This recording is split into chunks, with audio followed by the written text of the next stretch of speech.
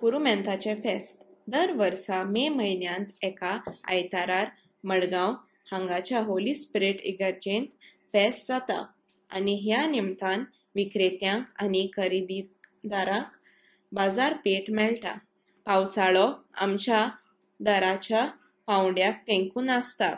जून म्हयन्यांत पावस गोंयांत पावता आनी 3 म्हयने मेरेन चालू उरता. हाका लागून लोक आपले जेवणाचे वस्तूंचो पुरुमेंत करतात.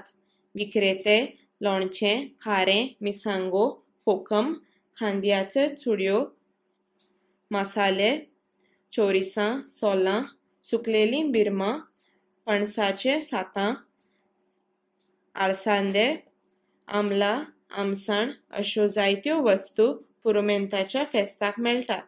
तशींच मातयेचीं आयदनां, पितलेचीं आयदनां, मदेराच्यो वस्तू, काडयो बोडयो, चोणे, भिकणां, हलवा घेवन विकतात तें दिसता.